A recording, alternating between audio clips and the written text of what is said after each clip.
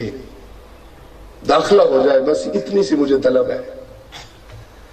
आपने फरमाया बेटा मैं तो जिस्म की डॉक्टरी तो जानता नहीं, मुझे तो रूह की डॉक्टरी पता है। अगर कहो तो तेरी रूह बीमार है, जो नमाज पढ़ने को दिल नहीं करता और सजदे को दिल नहीं करता, नेकी को दिल नहीं करता, तेरी रूह बीमार है। अगर कहो तो मैं तुम्हें रूह का डॉक्टर बना दूं। क्या ख्याल है, आपके अंदर भी रूह है कि नहीं? अगर रूह निकल जाए तो पीछे क्या है? फिर कोई कहता है कि ये डॉक्टर पढ़ा हुआ है, ये इंजीनियर पढ़ा हुआ है, ये मालिक है फला, ये फला जीएम है, कोई नहीं कहेगा। वो कहेंगे ये मुर्दा है, ये मट्टी थी, मट्टी में उठाकर डाल दो, ये पिंजरा खाली हो चुका है, पंछी उड़ चुका है। जो ताकत रूह की थी वो अल्लाह रब्बुल इज्जत ने उठा ली है, वो नूर जो उसके अंदर अल्लाह ने रखा था वो अल्लाह ने उठा लिया है। तो जैसे जिस्म बीमार होता है ऐसे रूह भी बीमार होती है। आज रूह की बीमारियां ज्यादा हो चुकी हैं। जो नमाज बोझ लगती है, नेकी को दिल नहीं करता, 8 घंटे फिल्म दिखाए, इंटरनेट पे बिठा दे, 8 घंटे बैठा रहेगा, मुश्किल नहीं होगी, लेकिन 4 मिनट की नमाज बहुत मुश्किल होती है। अजीज़ान गिरामी, ऐसी गुफ्तगू हजरत साहब से चलती रही और आपने फरमाया बेटा अगर तुम कहो तो तुम्हारी रूह का इलाज कर दो।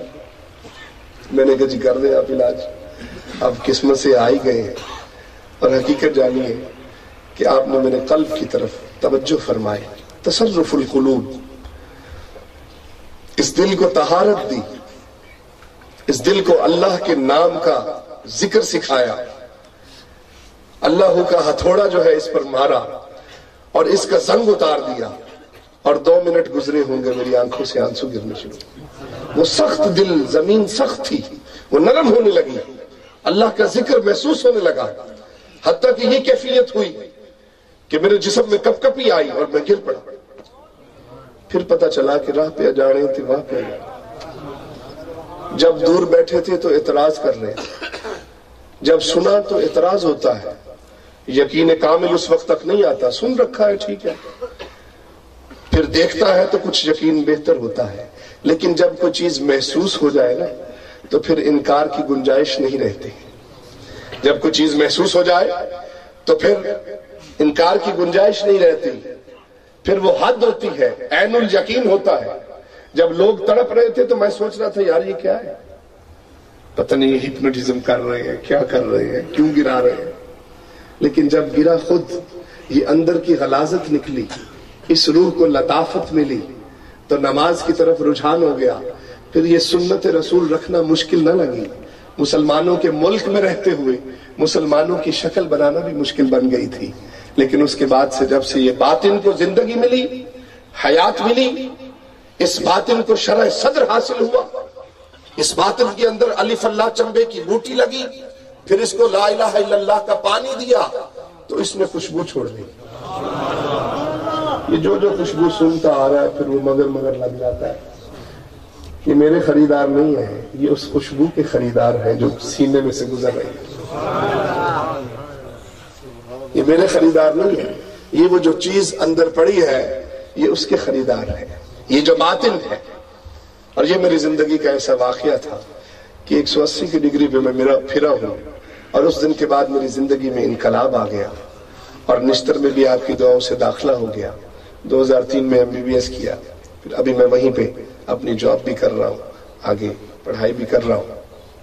ये मेरी जिंदगी का छोटा सा अहाता है, जो तारुफ है, जो आप तक पहुंचाया है।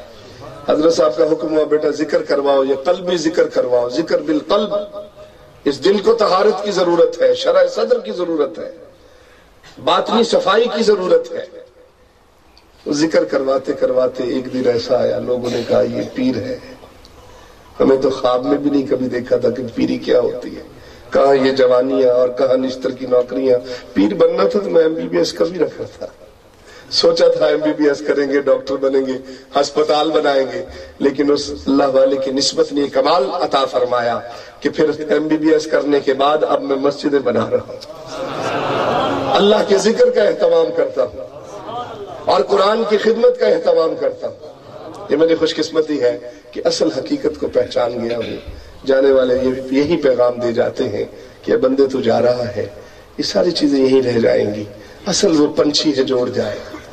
تو عزیزان گرامی، یہ تعارف ہے. اور قرآن کی جو آیہ کریمہ میں نے آپ کے لیے تلاوت کی ہے، اس کے اندر اللہ رب العزت نے اس باطن کی طرف اشارہ فرمایا. اللہ رب العزت نے فرمایا کہ انما المؤمنون الذین، اللہ رب العزت نے ایمان والوں کی نشانیوں میں سے ایک نشانی بیان کی ہے اس آیت کریمہ. وہ ایمان والے کون سے ہوتے ہیں؟